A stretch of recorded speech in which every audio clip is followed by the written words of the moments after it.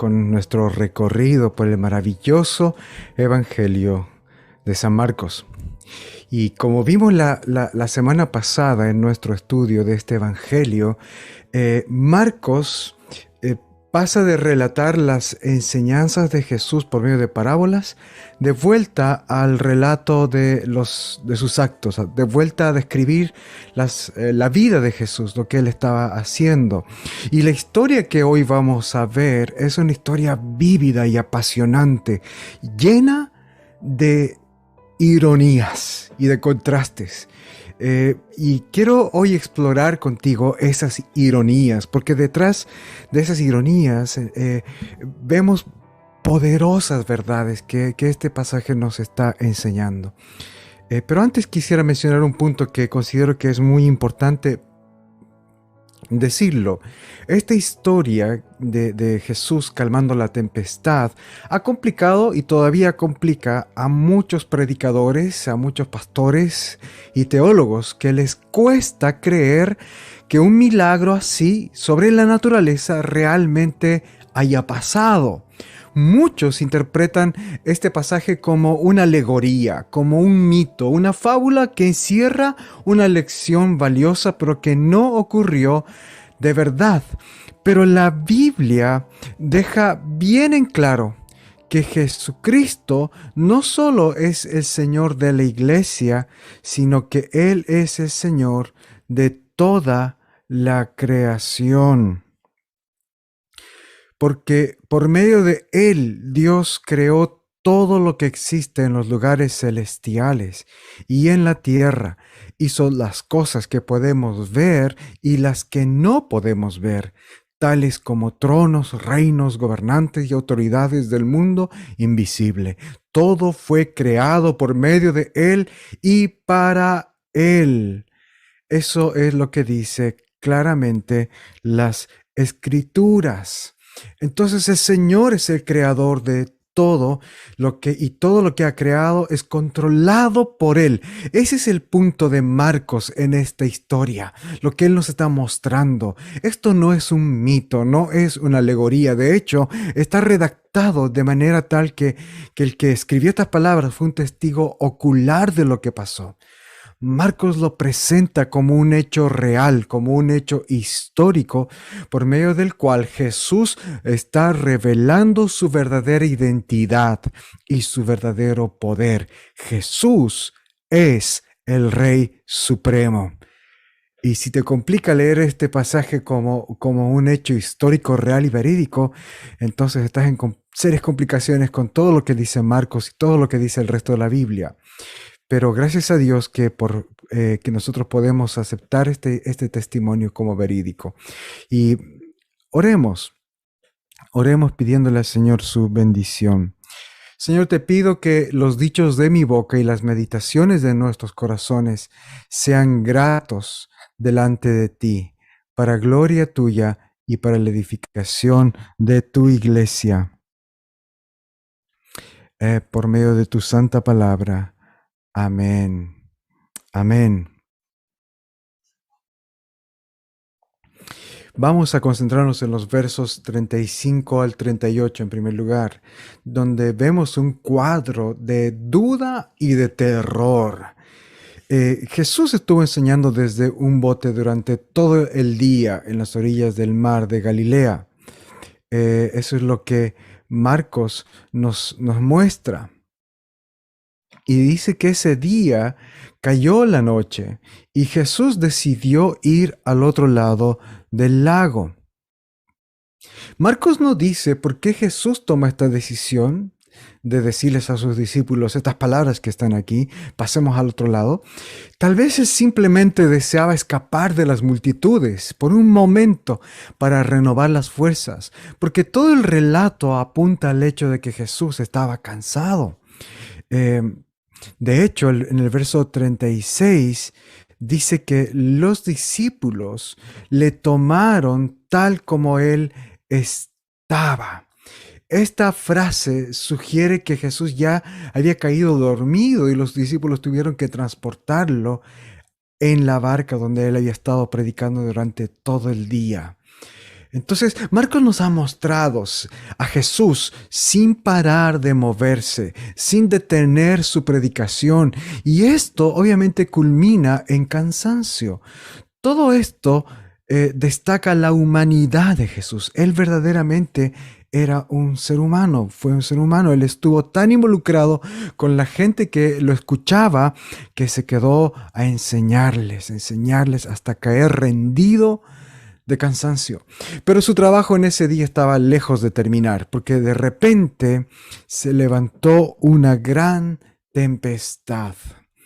Em, Imagina esto, el aire comienza de repente a chirriar, la madera comienza a crujir, las olas comienzan a levantarse y son cada vez más grandes y el agua empieza a inundar la barca en la que van Jesús y sus discípulos. Eso es lo que Marcos nos está retratando en el verso 37. Ellos comenzaron a inundarse, estaban por ahogarse, estaban por morir ahogados. Esto es aterrador. Es un cuadro sumamente aterrador.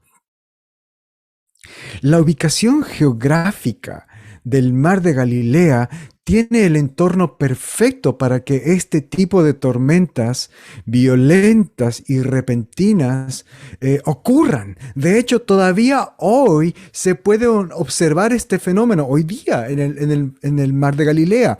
De hecho, esta región es famosa por esas tormentas repentinas que ocurren. Esto es por la topografía, el cómo está ubicado este lago en medio está rodeado de montañas. Entonces, en este escenario es donde vemos el terror de los discípulos. Y Marcos nos lleva en el siguiente verso, en el verso 38, de vuelta a Jesús, donde Marcos dice que Jesús estaba durmiendo, él sigue en su humanidad, está cansado y está durmiendo. ¿Quién no ha estado tan cansado que a pesar del ruido o a pesar incluso del movimiento no puede despertar?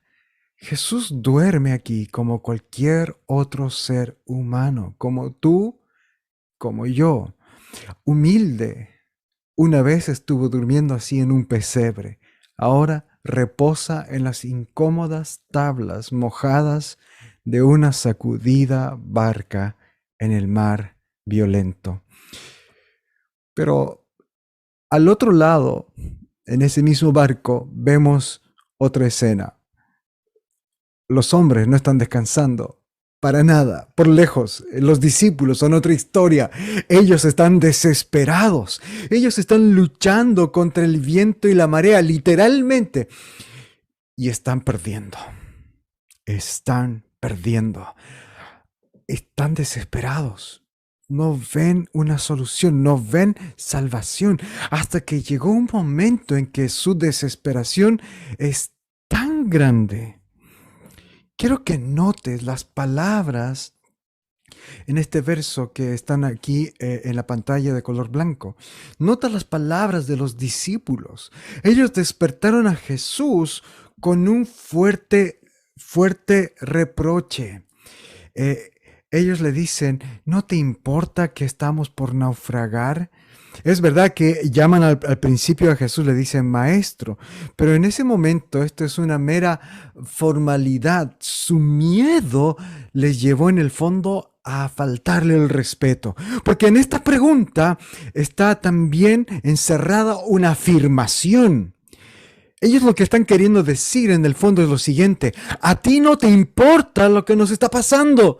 Tú duermes mientras nosotros nos morimos. Tú no haces nada mientras nosotros estamos haciendo todo el trabajo. Estamos desesperados, estamos luchando y tú estás ausente, estás lejano. No, es como que no te importamos. Te hemos seguido, incluso hemos transportado hasta aquí y así va a terminar todo con todos nosotros, incluido tú, muriendo ahogados en el fondo de este mar. No es justo. Todos estos pensamientos están encerrados en este reproche, en esta frase en el verso 38, en el reproche de los discípulos. Claramente ellos no sabían quién era Jesús. Y estas palabras son una evidencia de su ceguera espiritual. Cuán lejos estaban de la verdad, de conocer la verdad de quién es realmente Jesús. Habiendo dicho eso, pasemos ahora a los versos 39 al 40, esta nueva sección, porque lo que sucede a continuación es impresionante y es el centro del relato de Marcos. Te invito a ver los siguientes versos. Jesús se despierta, se levanta y él reprende al viento. Él habla con la naturaleza, con el viento y las olas, las aguas. Le habla literalmente al viento y a las aguas. Sus palabras no fueron en respuesta o dirigidas hacia los discípulos, sino que sus palabras, su respuesta va dirigida directamente a las fuerzas de la naturaleza. Y el resultado inmediato fue que el viento se calmó y el mar quedó tranquilo. Y hubo silencio después de que Jesús habló. Marcos dice que hubo completa calma. ¿Cómo es que los vientos y el mar escucharon a Jesús? ¿Cómo es que lo obedecieron? Pero la verdadera pregunta es, ¿cómo no iban a escucharle? ¿Cómo no iban a obedecerle? Porque la voz de Jesús es la misma voz que los llamó a existencia en Génesis capítulo 1 cuando fueron creados. La voz de Jesús es la misma voz que les dio la orden a las aguas de caer e inundar toda la tierra, salvando solamente a Noé y a su familia, también en Génesis. Es la voz de Jesús también, la misma voz que los vientos y los mares escucharon cuando se les ordenó soplar para dividir en dos el mar Rojo en los días de Moisés, en el libro del Éxodo. Este es el mensaje de la Biblia. El Creador habla y su creación obedece. A nadie más que al Creador le harían caso. Entonces te das cuenta lo que Marcos nos está mostrando aquí. ¿Quién es Jesús? Él es el Rey Supremo de la naturaleza porque Él es el Supremo Dios Creador de todas las cosas. Jesús es Dios hecho hombre. Y esta es la más grande y suprema ironía.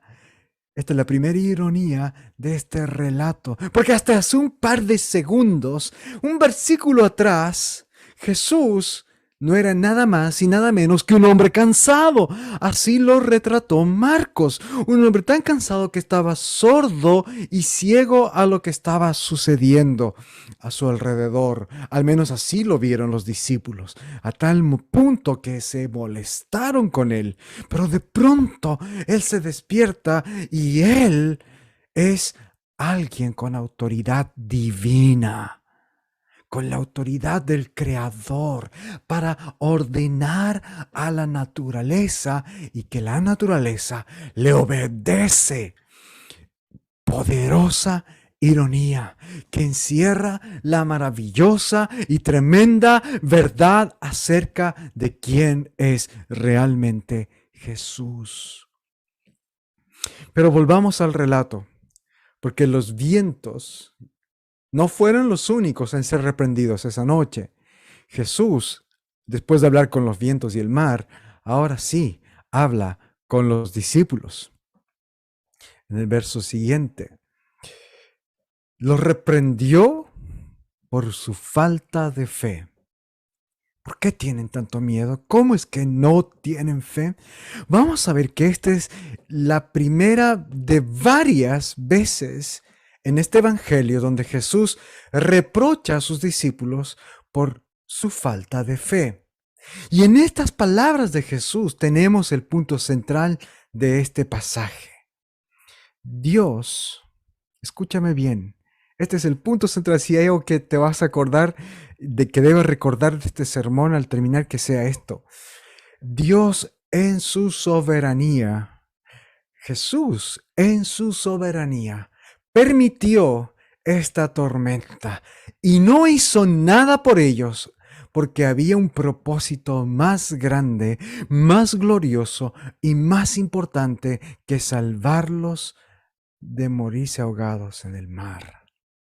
Jesús permitió que esto sucediera exactamente como sucedió, porque Él tenía preparado, Él tenía como decidido revelarse a ellos. Jesús, por medio de esta tormenta, estaba preparándolos, estaba enseñándoles, estaba fortaleciendo su fe, que en ese momento era muy débil. Por eso es que Él les dice estas palabras. Alguien más grande, más importante y fuerte que la tempestad estaba ahora frente a ellos. Y esto es lo que Dios quería que los discípulos entendieran y vieran. ¿Quién es Jesús? ¿Quién es aquel que estaba en la misma barca con ellos? Y queridos hermanos, esta es también la lección para ti y para mí. También es necesario que tú y yo tengamos un viaje similar a este viaje de los discípulos para llegar a la misma comprensión que ellos. Dios quiere que podamos conocer a Jesús como el Rey Supremo, como el Creador, el Señor de todas las cosas, y que le amemos y le sigamos. Ese es el punto de este pasaje. Pero no termina ahí la historia, porque tenemos el último verso, el verso 41, donde vemos nuevamente otro cuadro de duda y de terror. Hace unos instantes, cuando comenzó esta tormenta, veíamos el primer cuadro que también era de duda y de terror.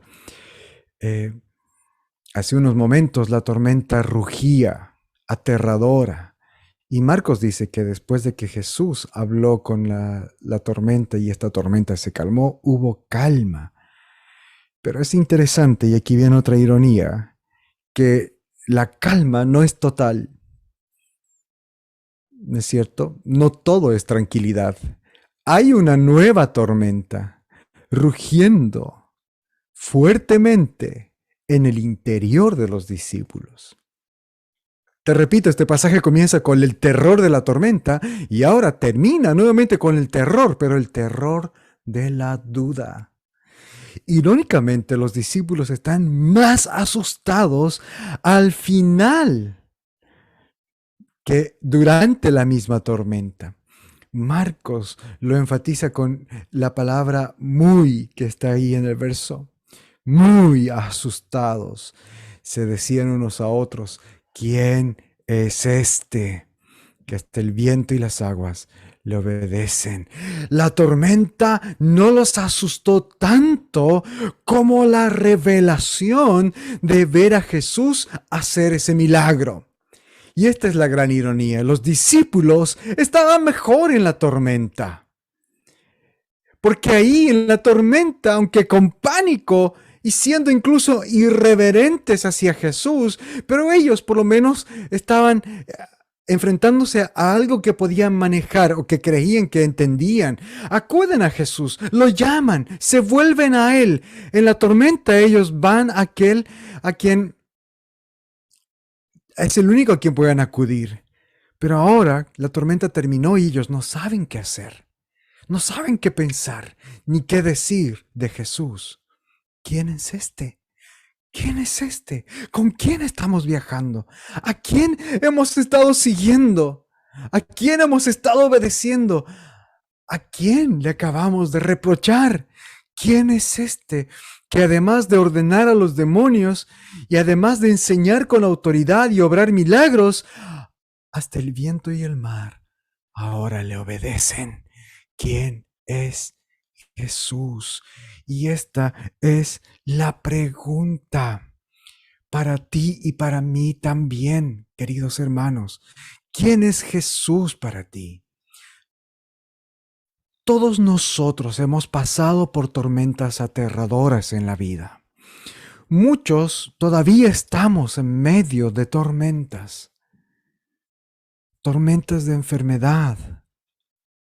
Hace no poco en nuestra propia congregación estamos viviendo varias familias de nosotros pasando por enfermedad, por dolor, por incertidumbre, por no saber qué está pasando.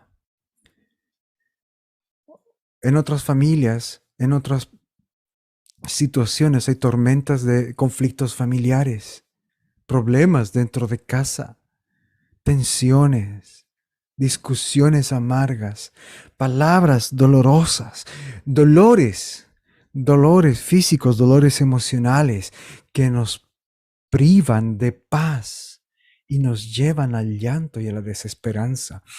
Otros viven tormentas de soledad, de pena, de depresión y de ansiedad, tormentas de inseguridad, de incertidumbre, tormentas que de solo pensar en ellas nos producen tristeza, agotamiento, temor, sobre todo temor. Al igual que los discípulos, también nosotros hacemos todo lo posible para salir a flote, ¿no es cierto? Ponemos todas nuestras capacidades y recursos, hacemos todo lo posible, buscamos en internet, buscamos averiguar, hacemos consultas, vamos a los médicos, tratamos de hacer caso a todos los consejos que nos vienen de personas de distintos medios. Queremos salir de estas tormentas, pero a veces pareciera que nada tiene resultado y pareciera que Dios está ausente, parece que Dios está como Jesús en este pasaje en un rincón durmiendo. Pareciera que no le importa. Y recuerda, varios de estos discípulos eran pescadores profesionales. Ellos estaban acostumbrados a navegar en este mar de Galilea, pero esta tormenta era una tormenta como nunca antes habían visto, una tormenta tan fuerte, tan aterradora, que todas sus capacidades, todos sus recursos y sus fuerzas no son suficientes para mantenerlos a flote. Lo mismo nos ha pasado a nosotros. ¿Cuántos de nosotros podemos decir que nos hemos visto sobrepasados por las circunstancias, sobrepasados por las emociones, sobrepasados por las situaciones que no podemos manejar? Emociones, circunstancias y aflicciones que nos inundan, que vienen como ola tras ola tras ola. Salimos de una y viene otra más fuerte y nos tiran para abajo, nos arrastran al fondo, un fondo oscuro sin oxígeno, donde nos sentimos ahogar en un fondo de muerte y de soledad. Muchos de nosotros nos hemos sentido más de una vez como los discípulos en esta barca. Por eso es que este pasaje es tan potente, tan importante. Pero hay una diferencia entre nosotros y los discípulos. Nosotros tenemos una ventaja sobre los discípulos, porque nosotros sabemos quién es Jesús. Ellos en ese momento no sabían. Ellos quedan frustrados y con más miedo. Nosotros podemos luchar contra el miedo porque nosotros sabemos que Él es el Rey, que murió y que resucitó. Nosotros sabemos que Él venció los poderes de la muerte y de la maldad.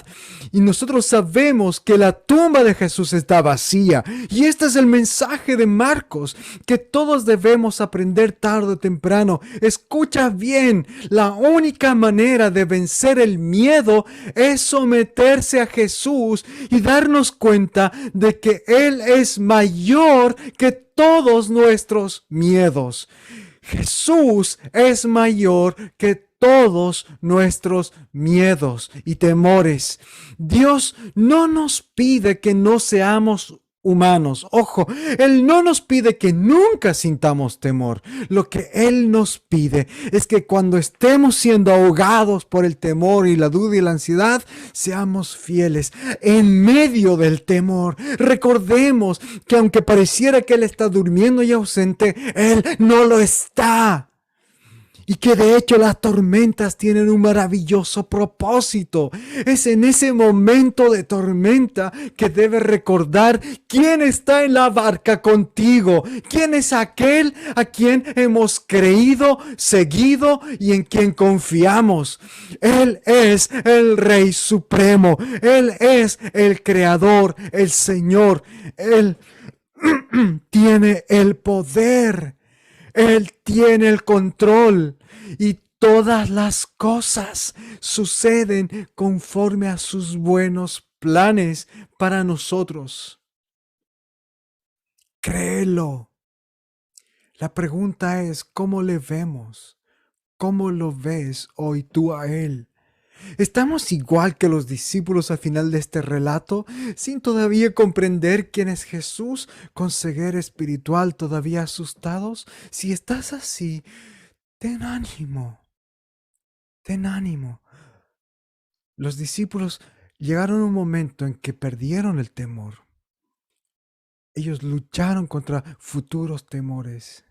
Iban a venir tormentas aún mucho más fuertes para ellos, pero ellos pudieron enfrentar todas y cada una de las tormentas, porque mientras avanzaba el tiempo, su conocimiento de Jesús iba creciendo, y mientras más conocían a Jesús, más fuerte era su valor, más fuerte eran ellos, más fuertes eran en su interior.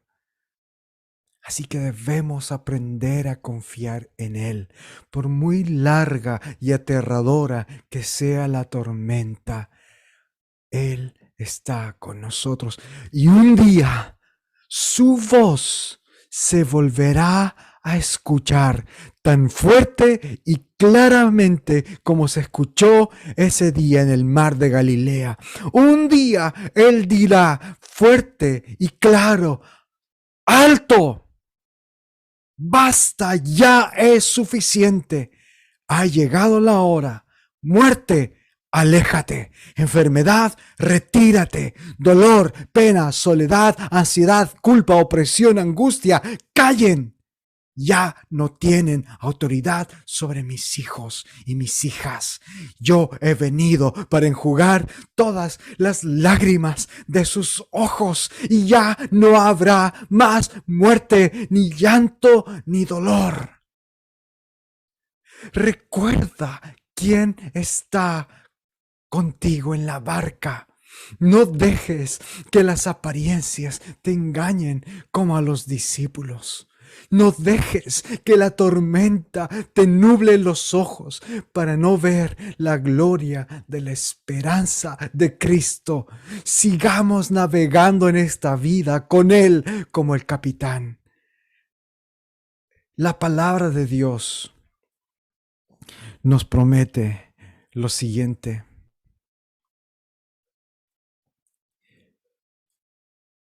El que habita al abrigo del Altísimo y se acoge a la sombra del Omnipotente, dice al Señor. Y estas son las palabras que tú y yo también podemos decir si estamos acogidos, refugiados bajo la sombra de Jesús. Tú eres mi esperanza, mi Dios, el castillo en el que pongo mi confianza.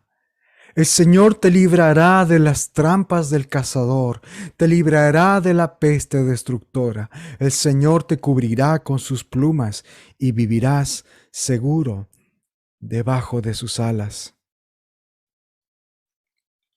Su verdad es un escudo protector. No tendrás temor a los terrores nocturnos, ni de las flechas lanzadas de día. No temerás a la peste que ronda en la oscuridad, ni a la mortandad que destruye a pleno sol. A tu izquierda caerán 1000 y a tu derecha caerán 10,000, pero a ti no te alcanzará la mortandad. Tú lo verás con tus propios ojos. Tú verás a los impíos recibir su merecido. Por haber puesto al Señor por tu esperanza, por poner al Altísimo como tu protector, no te sobrevendrá ningún mal, ni plaga alguna tocará tu casa. El Señor mandará a sus ángeles a ti para que te cuiden en todos tus caminos. Ellos te llevarán en sus brazos y no tropezarán tus pies con ninguna piedra. Salmo 91, 1 al 14.